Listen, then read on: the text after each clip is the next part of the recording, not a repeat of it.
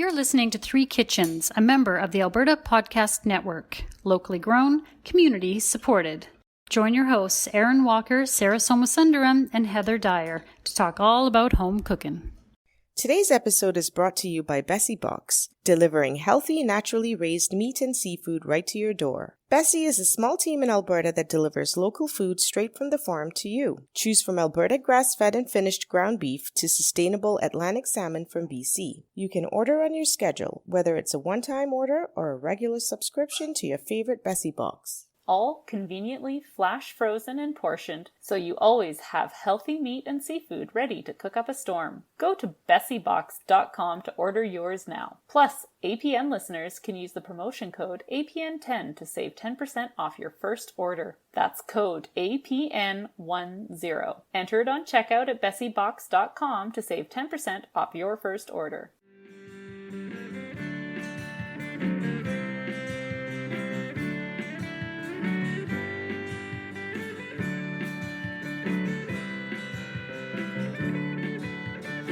Hello and welcome to this week's episode of Three Kitchens. Today I'm your host, Erin Walker. But before we get into it, Sarah, Heather, Yes. I've tried to do something in my life, and I think you guys maybe have also been going down this route. I've tried to eliminate some of my single-use plastic in my house. So I've done the cold turkey method, and my saran wrap ran out. And I just didn't buy more. I walked past it in the grocery aisle and I said, no, I'm not buying you. And so what have you been using instead? The thing that I used it the most for was freezing up meat. Right. And so now I'm using sort of leftover bread bags, naan bags, and tortilla bags. My meat doesn't live in my freezer, I would say more than a week, maybe 2 weeks. Oh, it doesn't. Okay. Yeah, I'm not super concerned about packaging it really well because of freezer burn. I bought these reusable Ziploc bags. They're like a thicker plastic. They don't work great. And I tried freezing meat in them and the Ziplocs don't work fantastic. Oh no. So now unfortunately in my drawer, I still have some Ziploc bags. And so my crutch is these Ziploc bags that are also single-use plastic. Do you wash them out and use them multiple times? I think I use a Ziploc bag about 37 times before. And then when the zipper starts breaking or it splits at the seam, I'm like, oh, okay, now we're done. These are the really flimsy Ziplocs. Oh, I don't know. Okay. I'm not happy with this situation. With the system, yeah. I'm trying to get trying to find different methods to do things. Yeah, maybe somebody listening will have some suggestions for us. Yeah. To replace that kind of plastic wrap. You guys know that I tried beeswax wraps. Right. That's right. So I believe the way it's made is I think they take cotton fabric and then somehow coat it with wax. Right. I think that's how they make them. So I have some and I do use them, but I find I don't use them with meat because it's not recommended. I think because you just wash it by hand with some soap. So I use them to wrap cheese. And it works really well. Or if I have like half an onion, I'll just wrap it up with one of those. And they go in the fridge and they typically do okay. The thing is you don't want it to get too cold or too hot. Okay. So it's it's not a really versatile product. Does it have problems opening in the fridge when you put it in if you don't like tuck it or something? I haven't really noticed that, but because it gets stiff, right? It's like if you don't wrap it kind of tightly in the first place, or if I have like a bowl of something that I just need to cover, doesn't need to stay like airtight, I'll just wrap it over with, as long as it's not touching like leftovers or something, but they're not ideal. I'm still looking for something that would work better. Yeah. And I noticed I made some Rice Krispie squares in like a big, 9x13 dish. And I was like, oh, I don't have saran wrap to cover this with. Now what? So I let it set quickly with a piece of tin foil on top. And then I chopped it up and put it into a container. Whereas normally I would just leave it under the saran wrap and use that as my container and kind of take out as I need from there. So I had to think fast on that one because I didn't have a solution. I was like, oh no. Yeah. How about you, Sarah? I have a big problem with this and using too much plastic. And every time we go grocery shopping or I make a big batch of buns or anything that I like to freeze, this is a conversation that is had in this house all the time. Oh, we use too much of this, and what are we going to do? And I just haven't found, a good alternative. One great thing though is if you get butcher's paper, instead of wrapping it in saran wrap or plastic wrap, you can just wrap it in butcher's paper, and that works well. It still has to go into a Ziploc bag, but try to look for those. But when it comes to my breads and my buns, I've got nothing. I still have to individually wrap every single one with plastic wrap so that they don't stick to one another. Right. And then so that they don't get that freezer burn, right? What's the difference between butcher paper and like parchment? So I think one side is waxed or has silicone on it. I'm not sure which one. It's not as pliable as obviously saran wrap, right? So you're going to have to kind of make your folds, and it takes a little longer, but why not? Yeah, no, this it's very interesting that you bring this up, because I think this is something that has been plaguing us for a while, because we're feeling a little guilty when we do things like this. And the funny thing is we're trying to preserve the freshness of the food. So you don't want to waste that. No. But at the same time, you have to use a wasteful product to kind of preserve those things, right? So that's a good point. Maybe some other point we can also talk about the plastic produce bags in the produce section. Oh yeah. And what you do with those, because I tried to switch to fabric. You know, you can get this little fabric bag with a drawstring. What a pain it is for the cashier who has to then open it up and look inside and see what, like, you know what I mean? Oh, I never thought about that. Yeah. Interesting. I have switched over. I have quite a few of those mesh bags. Maybe mesh is better than, because it's just cotton fabric bags that I've got. You can't see through them. Oh, that makes now I understand why your cashiers are grumpy. Yes. You see? So I stopped using them. Now I use them for other things, those little bags. Because back with those bags. Oh God, here comes that woman with her fabric. Yeah. In terms of produce, I tend to now go to the produce section at the end. So what I do is I place all my groceries on the bottom and I just place my produce on the top. And I know it takes an extra wash when you get home, but I don't use those plastic bags anymore for produce. That's my only contribution. I still can't figure out the plastic wrap Saran stuff. wrap's a hard one. Yeah. Maybe somebody has a suggestion for us and can help us reduce this or has a better product. It's hard to test things out when it's like $20-$30 a pop. Yeah, sometimes you have to make the investment to then test it. Yeah, the beeswax wraps are not cheap, but I would say they're worth it for the things that I use them for sure. I do use it like all the time. And I think I've had them over a year. I can't remember exactly when I bought the ones that I've got. All right, are we cooking? Are we cooking something? So what, have you gone to the grocery store? I have not gone to the grocery store. I've gone to my most local farmer myself. Oh, nice. Yourself. So last year when Heather ordered, oh my God, I don't know how many garlics. A giant box had a of huge garlic. bunch of garlic that you ordered, and you put some in your flower bed and said, do I want the rest? And I was like, yeah, sure. And then I opened it up. I have like a huge patch of garlic. It is the most garlic I've ever grown before, and they're all doing fantastically. And so this year, Heather, I will buy the box of garlic. Okay, because I only have a small space. Well, I mean, I could fill my whole garden box with garlic, and really that probably would be a lot more worthwhile to me than the spindly carrots that I get out of there, and like a couple of peas. Do you guys get your garlic from the twin brothers farm? This one was Verses, I believe, which I think comes from BC. It does seem to be quite good, and they've grown like absolute crazy. Yeah, they're doing so good. I don't think I've ever had garlic do this good in my garden before. So I think a bit of it's environmental. We've had some good weather for it. But I mean, just in terms of the success rate in what came up, it was nuts. Yeah. So this year, let me know. I will buy the box of garlic, and then you can take your cut. But we're getting to that time in the season where the garlic is starting to bloom. And so it produces this. So the leaves of the garlic are kind of flat normally when it's growing. And then all of a sudden this round tube comes out and it's got a flower bud on it. And so people call them swan-necked greens because they've got a rounded curly swan neck. So we'll take some pictures of them and post them up when we and they curl around. They're really beautiful. They're in gorgeous. the garden. Yeah. So I have 50 of them now because I have 50 garlics. Wow. I was going through the garden and weeding and stuff, and I was like, oh my God, all these scapes have come up. I don't know what to do with these. So I am going to test out 3 different recipes with my garlic scapes. We will see. Which means we get to test it out. Yeah. And then I can determine from that what to do with mine, because I've got to start cutting mine soon too. And I don't have nearly as many. I just have a small patch. Right.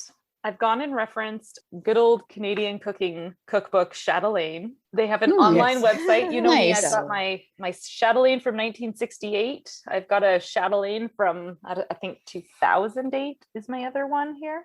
And then I went online for these ones because I couldn't find anything in there. I always think of the buff gelée or whatever. Whenever you talk about chatelaines, I always have to laugh. Let me recover Chatelaine's reputation here. All right, let's do that. Every cookbook from the 60s would have had the same terrible. That's right. Yes. She's not putting her scapes into jelly. No. We should be fine. Oh, I should have looked up something horrible. Okay, I didn't go that. That book is kind of just there as like it's only there for looks now. I don't open it anymore. I'm afraid of what might come out of it. Okay, so I've gone into chatelaine.com and I've looked up some recipes. So the first one I'm going to try is a pickled garlic scape. You know, might as well start our preserving season up right away here. So it's got garlic scapes in it, vinegar, sugar, water, salt, peppercorns, and chili peppers. I'm thinking those chilies that you gave us for our chilies episode that we did with the TC San Network. What type of chilies are those, Sarah? Those are red Tiansen chilies. So they're very, in my opinion, sort of a milder heat. Some people would say medium. They're not high heat, but they would be a good one. They're nice and smoky. Are they similar to a Thai chili? No. Thai chili would be much spicier. Okay, so then if I want to dull it down a bit, I could still use those other guys? Yes, yeah, totally. All right, it's just going to be a refrigerator pickle. You clean your garlic scapes. They're going to kind of sit in a curled coil in the jar. So the picture of them I think is going to look really pretty. Cool. You combine your vinegar, sugar, water, salt, and peppercorns. Boil it, dissolve your sugar. And then you just pour that hot mixture over your scapes that are in your jars. You add your chilies in after that, and then you just let them sit in your fridge for 2 weeks. Oh, only 2 weeks. That's and nice. Then after that, you can use them for up to a month. Nice. Some of the suggestions they have is serve them in a salad as like as a garnish, or in place of gherkins in a potato salad. So I think that sounds really interesting. As like I always like that pickled little bit in a potato salad. So I think I might go and try that. Okay, so I know if you're giving some to us, I know what I'm going to do with mine. Awesome. I'm going to make a Caesar, one of those drinks, and I'm going to put that in. Great idea. Because I always like a pickle in my Caesar. And I hardly ever have Caesars. Do you guys have them often? I always forget to get the ingredients. It's like a rare thing, but when you have one, it's like so satisfying. Yeah. Totally. Oh, I like that idea. Maybe we can eke out some time and we are going to eke out some time and we can make Caesars with these scapes together, and we will enjoy all the other iterations together. It'll be like garlic scape central, and hopefully nobody else will come near us. Yeah, I was going to say, nobody will want to for a few days at least. People will approach us and be like, nope, too funny. Soon. All right. Okay, so the next thing I'm going to try and attempt, also from Chatelaine, is a garlic scape pesto. You chop up your garlic scapes. You're going to have toasted pine nuts, grated Parmesan, canola oil, lemon juice, and salt. So if anyone has listened to this podcast before, I'll be substituting lemon juice and salt. The salted lemons for the lemon juice and salt. No way. Groundbreaking. All right. So I mean, now that this has salted lemons in it, we know it's just going to be amazing, and we'll drool over it and talk about it for days. Mhm. All right.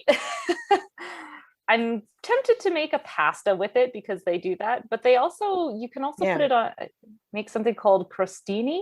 And I believe it's like little toast slices with the pesto. And so I'm going to try, I think I'm going to make up some little appies because I think that would go well with our Caesars. I think yes. so. Creating a menu as we go here. Yeah. All right.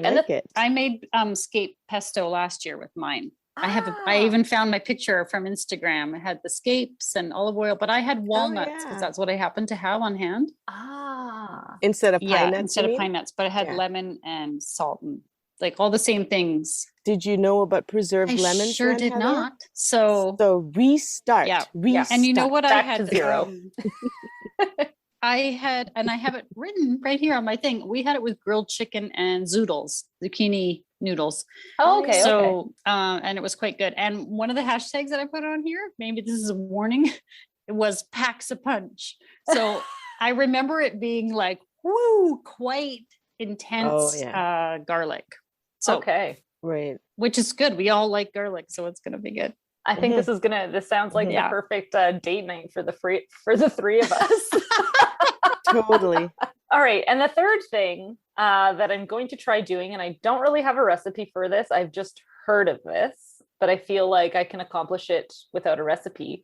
You can just pick them fresh, wash them, olive, salt, and pepper, and grill them on your barbecue. Oh. And apparently they have an asparagus-like taste. Oh, interesting. Like it's asparagus-like if you grill them like that. So it must totally tone down the garlic. I'm assuming it must really do something to change it up when you grill it like that. But I can't remember where I heard this or read this, but I know that at some point last year, because I had a few garlic scapes, I came across this suggestion on somebody's food blog. I mean, we're digging back memories from a year ago. So, I mean, it's a mighty pile to dig through.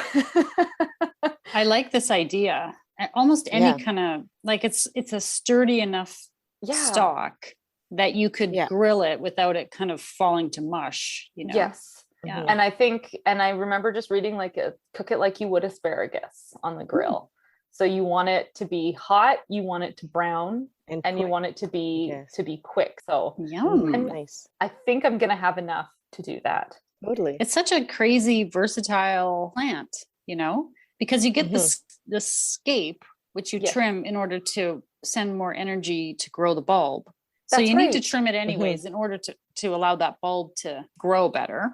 That's right. That's really important.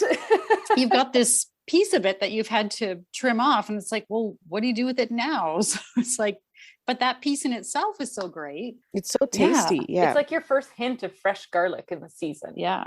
I love it. It's kind of like an early treat that you get out of your garden. Yeah. Well, an early treat I get out of my garden. I put them in my stir fries and my eggs. I think you can like chop it up like you would a spring onion and put that on like whatever you're making. Like a garnish? Yeah. Yeah. I just have too much garnish now. Now it's become excessive. Like your chives. You have a problem with like excessive small things that you only use a little bit of. And my tarragon plant that just went boom. Oh, okay. So here's another question about scapes and chives all that stuff. Is there any way of keeping them over a few months? Like, can you freeze them? Can you dry them? Is there something else I imagine you could dry. I should put some in the dehydrator and see what happens. You could probably make like any herb that you dry. I bet you could do that.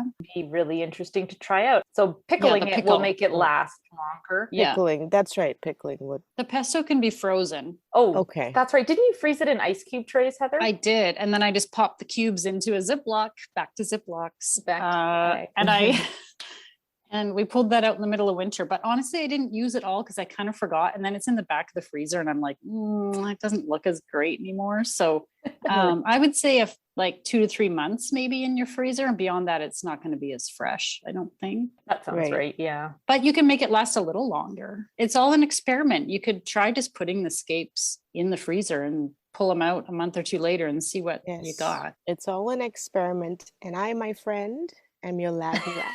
So experiment away. All right, guinea pigs. So we're gonna have to wait a little bit because I have to preserve these babies, but I'm gonna get on that right away. And I'm gonna say in 2 weeks. All right. I'm gonna get the Caesars ready. Yoo-hoo. Mark your calendars, prepare your list. It is gonna be Scape date night. Okay. Don't bother brushing your teeth. Tell your husband to sleep in the basement that night because you're just going to ooze garlic when you get home. Oh boy. All right. Sounds good. Looking Erin, forward to it. See you in 2 weeks. I'll see you earlier, but see you in 2 weeks with Scapes. I'm not talking to you till I have those scapes.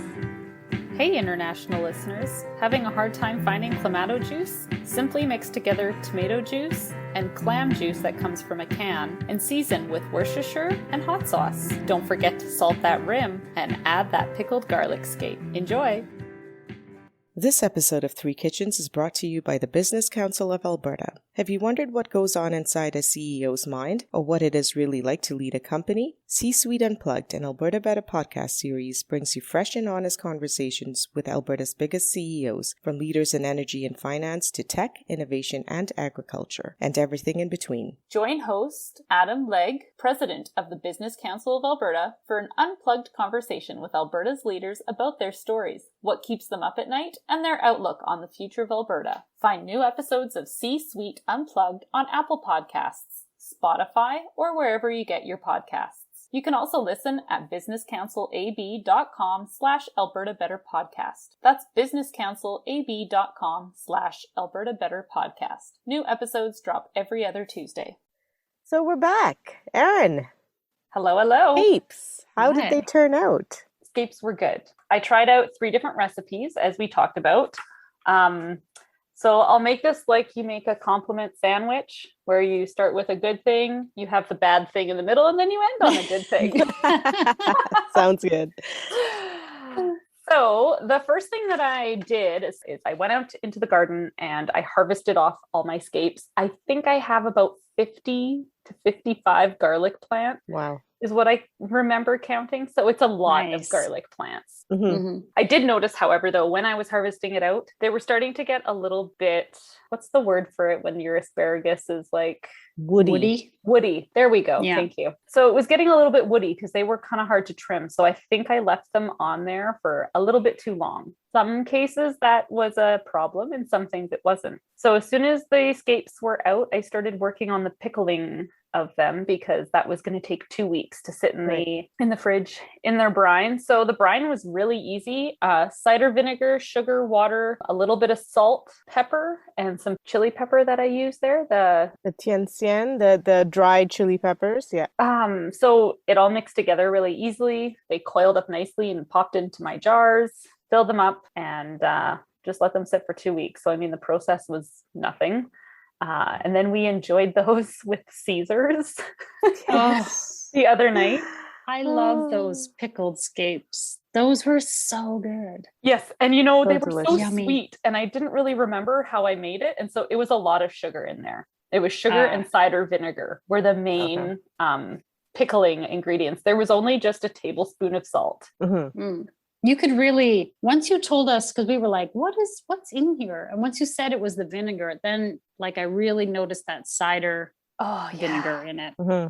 Oh, it just sopped it up. And those were really good. So did we explain what a Caesar is? I think our Canadian friends will totally understand what it is, but maybe outside of Canada, this might be something new. Yeah, that's a good point, Sarah. You guys made them. I just provided the scapes. So how about you?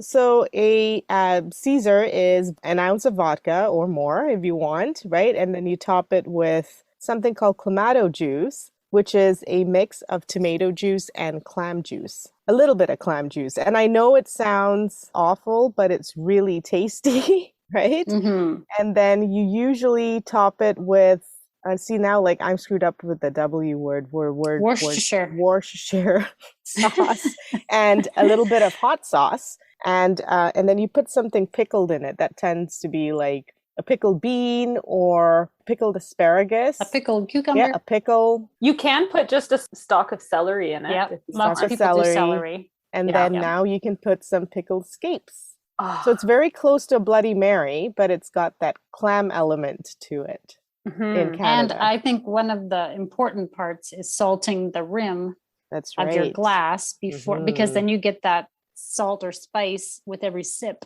as you make your way around Yes. Yeah. the rim That's as you how drink I it. drink it. Keep turning it. You just have to turn it for every sip. You know, before you guys came, I had some limes. And so I used lime juice to wet the rim. Like I cut a lime and wet the rim with the lime juice. And then I made a celery seed and salt and pepper That was mixture really good. and just dipped Yeah, the it was glasses good. in that. I really liked that. Yeah, it was really good. I liked the celery salt in that. It was really a Mhm. great idea. Yeah. And they're really good if you don't want to drink them with vodka too. Mm-hmm. Yeah. They're a really tasty drink if you like a virgin drink and you want something that is a little bit special. Yeah, But tasty. it's not usually the thing that you have, like it's a rare kind of drink, right? You don't have it very often because it's like It's quite filling, right? savory. Yeah. And Yeah. it's like spicy. Yeah. And you don't want to Yeah. eat too much with it. It kind of stands on its own because That's it's right. got so much flavor and stuff in it. It's like a cold soup is really what it's like. Yeah, kind of is. Yeah. Right? It kind But it's delicious. is. I know this doesn't sound good, but it is a very iconic drink here. And Mhm. Does clamato juice exist everywhere? no, No, it's a Canadian it's thing, a very I think. Canadian thing. Yeah. Yeah. Oh, I didn't realize that. So that was really good. So that was delicious. The Mhm. pickled scapes, definitely going to do that again. Nice. So as I alluded to with harvesting them, they were kind of woody and just not as soft and tender as you kind of want them to be, I think, for doing the grilling part, which was Okay. the second way that I made it. So just like asparagus, I covered them in some olive oil, salt and pepper, and then threw them on the barbecue. Mhm. And they smelled really good. You know, they kind of had a sweeter taste to them when they were grilled up as well. Like, you know how we were talking how they were sweet in the pickle? They were Mhm. sweet like that too when they grilled. But unfortunately, they were just, a lot of it was too woody and it was very like, Chewy. we kind of had to attack them to eat them. It wasn't like, Oh. delicious. It was like, it wasn't pretty. The kids were like, these are terrible. I hate these. Blah. Right. You know, and I was like, yeah, they're not my favorite, you know. And so I would say if I'm going to try that again, harvest them earlier. Mhm. Or listen, maybe that's how they are when you cook them that way, right? Like, Mhm. I don't know. Like in the past, I've only ever thrown them in the food processor and made pesto. Right. Yeah. Or chopped them up and put them in, like I put them into a spaghetti sauce or something. Right. Right. Right. And I do it with the stir fries. So yeah, I Yeah. chop them up really small. If you're trying to eat like a full scape in some prepared form, maybe it just is that texture. Mm-hmm. Maybe it is, yeah. And you know, like the parts that were closer to where the bloom of the flower is Mhm. were much more tender. And so I was just like picking them up and eating the good parts. And then by the time it got down to like the woody stem, which was quite a bit of it, I'd just be like, oh, I'll just leave that on my plate. Right. Yeah. I was a little bit disappointed, but the flavor was really interesting. Let's talk about the third thing you made because So the last thing that I attacked was this garlic scape pesto. So it had garlic scapes. I had toasted some pine nuts, Parmesan. I used olive oil. And then, of course, salt and lemon juice are called for. So ba-da-bum, Nice. salted lemon. no. It's the ultimate 2-in-1. Anytime your recipe calls for lemon and salt, it's like, why would I do both? That's just silly. I did end up adding some lemon juice on its own because the bite of the garlic was, whoa, when I first made the pesto. Like I Yeah. mixed this all together. I estimated what I thought I would put in for a lemon. So I think it was a quarter of a lemon from the salted lemon jar and only used the peel. Huh. Put that all together, blended it in the food processor. And as I tasted it at the end, I was like, good grief. So I added, I think another tablespoon or so of just lemon juice, because I think the acid helps balance out that bite. Right. And then I let it sit in the fridge for 3 days, because I also think the longer it sits with the acid, the bite is not as strong. Right. Someone please correct me if I'm wrong, but I'm under the impression that the longer something like a garlic or an onion sits in an acid, it kind of calms down that spiciness. Well, that's what happens when you pickle something. Yeah, when you pickle something, it does get mellower. Like garlic gets mellower that way. So then we made a pesto crostini. Okay. That is like my new favorite thing that I just want to make all the time. Ooh, it's so good. Like I ate myself sick on those, I think. We ate them because I was like, I just can't stop. Was it mozzarella? It was mozzarella. Oh, so good. You slice up a baguette, you put olive oil on the bottom, and on the top of your slice, you put your pesto, cheese, and then you just top it with some tomatoes, some freshly diced tomatoes. And so I went through the effort of taking the skin off my tomatoes. I sliced it so that it was only the flesh of the tomato and kept all the seeds separate. And then I salted them a little bit a few hours before you guys came over so that my tomatoes tasted like extra boom. Or that's what I was hoping for. Yeah. And so, the 3 of those things I could live on that, I think. I've never had it before. Oh, and I made this all on the barbecue too. And that was fun. So instead of using my oven, I just kind of got my barbecue to 350 and popped it in. Nice.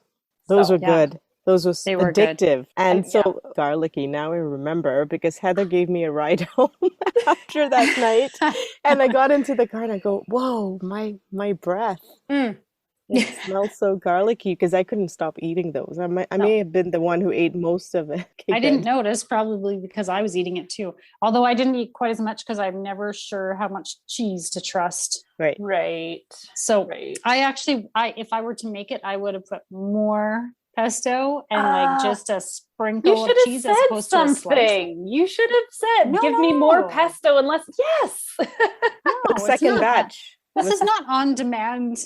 Cater to me when I come to your home. No. Yes, it is. We're trying it out different ways. No, you totally. It was super good. It was so good. But if I were to make it, I would probably less cheese, more garlic. Bring it. Yeah, those were intense. I felt like as soon as I walked inside my house, I was like, I felt the same way as you, Sarah. It was like all of a sudden my mouth like felt like the garlic just exploded in it. And I was like, which I don't mind. I love garlic. I eat garlic raw. So that's not an issue for me. But I didn't realize that till I felt conscious of Heather being a little bit too close to me. And I'm like, oh no, I stink. Eating outside and just enjoying all of the yum. Yeah, that was such a nice right evening. next to the garden, under your apple trees. Yeah, it was lovely. My yard is not anything to write home about, but it sure was nice to just spend the time outside. It's relaxing and it's beautiful, and I don't know, it's such a nice vibe going on there. We could also mention that another friend joined us, and she's celiac. Yeah. And so you used, instead of the baguette, what was it that she had? I had a rice cracker that was like a rice and nut it was made out of. So it was just the cracker that was exchanged and just the pesto, the cheese, and the tomatoes again. So, and she really enjoyed it too. So if anybody out there can't eat the bread, try it with, some kind of gluten-free cracker of your choice, and it will still be delicious. So I would say yes to the pesto. I would say yes to the pickle. Yes, for sure. And grilling them up, maybe they'd be better if, this, that, and the other thing. I'd try it again, but it wasn't like, oh, wow, this was super delicious. I want this to be my veggie once the scapes come out. I'd rather put them in these 2 things that we can save their flavor in and really intensify it, because wow, yum, yum. Though I will say, if you chop that scape down a little more, like dice it a little more, I think it'll be easier to it'll be more palatable. Yeah, I think, in the past I've chopped them up and used them as my garlic in place of using Yeah. a garlic Yeah. root. Yeah. I just didn't know what to do with the amount that I had. Right. Yeah. I love garlic, not as much as Sarah. Maybe she could have chopped up and diced and eaten 52 garlic scapes in that time, but Easily. and they kept in my fridge actually for quite a while, Mhm. just in a plastic bag to keep their moisture. And Is that how you're supposed to store them as well? You're supposed to put them in a plastic bag? Because that's what you did for me, Heather, Yes, right? I did look that up. Yeah. yeah, Yeah, in the fridge. or they'll just kind of dry out and become And because we were heading out camping and I had used some in a sauce and then I didn't have time to do anything with the rest, I threw them in a Ziploc bag in the freezer. I just wanted to be able to keep them. I don't know how they'll come back out of the freezer as a whole scape. I have no idea really what to expect of that, but worst case scenario, just toss them in a blender. Make a pesto. or maybe I could put them in a dehydrator and make because I've made garlic powder before with the bulb. Maybe Scape also makes a good powder. I don't know. Ooh, that'll be nice. That'd be something to try. Yeah, I'm curious how they will be in the freezer because I know once I tried that with asparagus and that was a big mistake. Yeah, some vegetables don't survive the freezer No, well, they so don't. we'll have to see. Yeah, You'll have to let us know later on about that. Update everyone at some point. All right. Well, let's wrap it up there and say that scapes are definitely good for pesto, definitely good for pickling. It's your new pickle, everyone. Scape is your new pickle. Yeah. And chatelaine was a good resource. There was no gelée involved, so no bouffe gelée. Bouffe gelée. Gelée.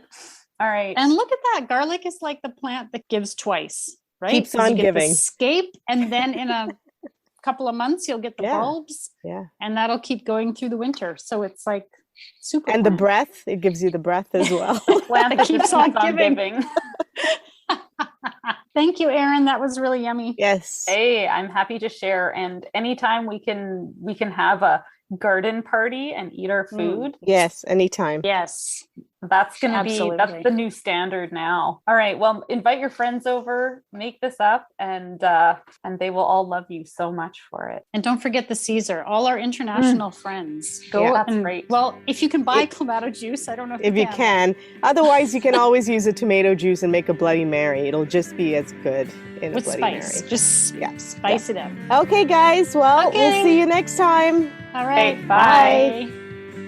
And now for the fine print. You can find recipe information and photos on Instagram and Facebook at 3 Kitchens Podcast. Why don't you leave us a comment? Give us ideas for future episodes. We'd love to hear from you. And of course, if you like and subscribe and follow, all of those things help other people find us.